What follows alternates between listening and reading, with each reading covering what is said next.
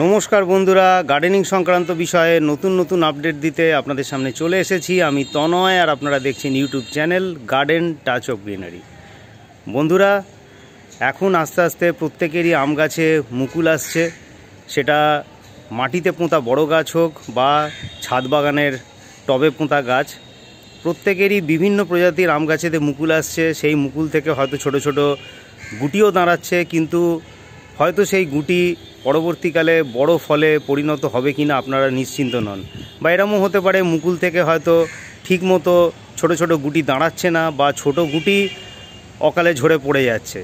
তাই আপনাদের খুব কষ্ট করে গড়ে তোলা যে ছাদ বাগান, বিশেষ করে সেই ছাদ বাগানে আপনাদের আম গাছে যাতে আম ফলে থাকতে পারে, আপনারা যারা ছাদে বসে যাতে আম পেড়ে খেতে পারেন, বা সেই শোভা যাতে আপনারা দেখতে পারেন যে ছাদ গাছ থেকে, ছাদ বাগানের গাছ থেকে আম ঝুলছে, সেই জন্য আজকের ভিডিওটি খুবই ইম্পর্ট্যান্ট। আপনারা কিন্তু সম্পূর্ণ ভিডিওটা মন দিয়ে দেখবেন, স্কিপ না করে, এই অনুরোধ রইল। বন্ধুরা দেখুন, আমার এই আম গাছেতেও সুন্দর দেখুন গুটি দাঁড়িয়েছে, বেশ গুটিগুলো বড় হয়ে গেছে। আর এখানেও দেখুন বেশ বড় বড় গুটি দাঁড়িয়েছে, এখানেও দেখুন গুটি দাঁড়িয়েছে। তারপরেতে ছোট গুটিও আছে, এখানে ছোট গুটি আছে, এখানে ছোট গুটি আছে। এমনকি এখনও পর্যন্ত কিছু কিছু জায়গায় মানে মুকুলের ফুলও ফুটছে, দেখুন ছোট ছোট আমের গুটি কিন্তু রয়েছে। তাই এই ছোট গুটিগুলো পরবর্তীকালে যাতে এই রকম বড় গুটিতে পরিণত হয়, এবং সেই গুটি যাতে ঝরে না পড়ে, সেটা যাতে পরিপক্ক আমে পরিণত হয়, তাই আপনারা কি করবেন সেই নিয়েই আজকের বিষয়। বন্ধুরা, কি বিষয়ে অনুসরণ করলে আপনাদের আমগুলো ছোট অবস্থাতেই ঝরে পড়বে না, সেটা আজকে আপনাদের আমি বলবো। আপনারা প্রথমেই বলবো যে একটি পিজিআর বা ভিটামিন আপনারা 15 দিন অন্তর স্প্রে করবেন। এটা একদম সম্পূর্ণ অর্গানিক বা জৈব। বায়োভিটা এক্স খুবই উপযোগী ভিটামিন, একটি সিউইড পিজিআর হিসেবেও কাজ করে। এইটা আপনারা প্রতি লিটার জলে 2 ml করে মিশিয়ে 15 দিন অন্তর গাছে স্প্রে করবেন।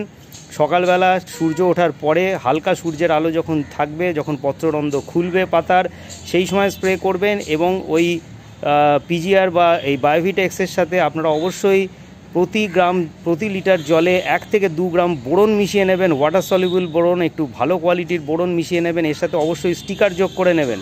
স্টিকারের ভিডিও অনেকেই জানেন না, স্টিকার কি। স্টিকারের ভিডিও আমার চ্যানেলে আছে, আপনারা ভিডিও সেকশন থেকে দেখে নিতে পারেন। এইগুলো মিশিয়ে 15 দিন অন্তর স্প্রে করুন, তাহলেই খুব ভালো হবে।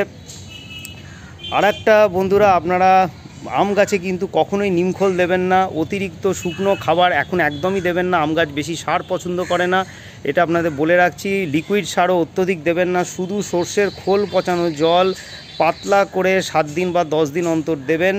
খুব মোটা করে দেবেন না, পাতলা করে দেবেন, এটা অবশ্যই মাথায় রাখবেন।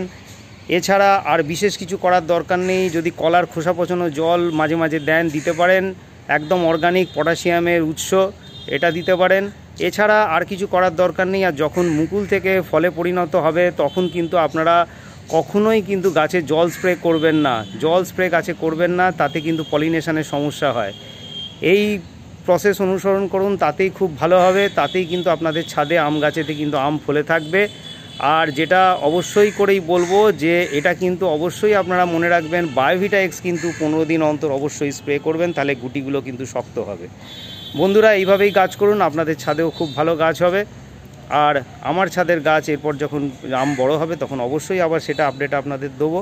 ততক্ষণ সবাই খুব ভালো থাকবেন আর সুস্থ থাকবেন, আর অবশ্যই থাকবেন গার্ডেন টাচ অফ গ্রিনারির সঙ্গে। নমস্কার।